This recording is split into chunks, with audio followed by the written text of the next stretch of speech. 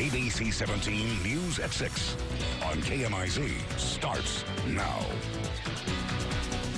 New at 6 tonight on ABC 17 News, a proposed law that would establish standards for prescription drugs used in step therapy is moving forward. Thanks for joining us. I'm Joey Parker. And I'm Marissa Holloway. The bill passed unanimously in the Veterans Affairs and Health Committee. ABC 17's Sarah Massler-Donar dug into the bill and talked to its sponsors, House Speaker Pro Tem Denny Hoskins, about how the law would work.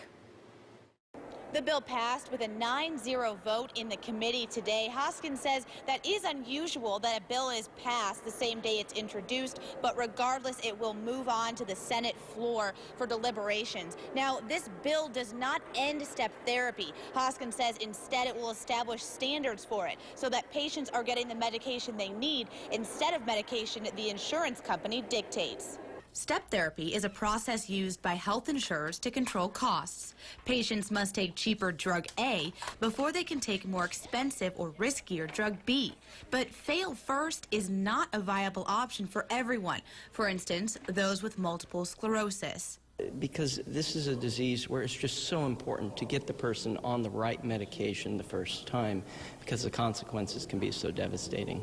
So House Bill 2029 aims to make it easier for doctors to request an override in a step therapy plan and speed up the appeals process if they're denied.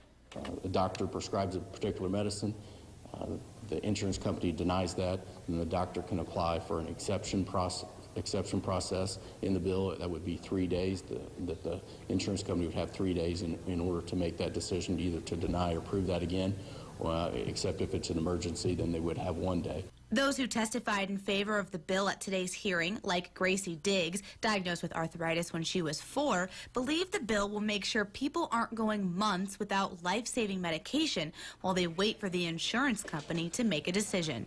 I know adults that have waited for months too, so their quality of life decline and decrease dramatically while they're waiting on this medicine.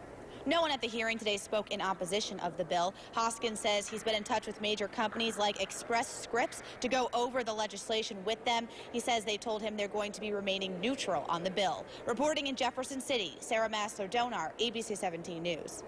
Hoskins says some companies requested to lengthen the 3-day response time for appeals proposed the bill, but he doesn't know if a change like that will be reflected in the bill as it goes forward.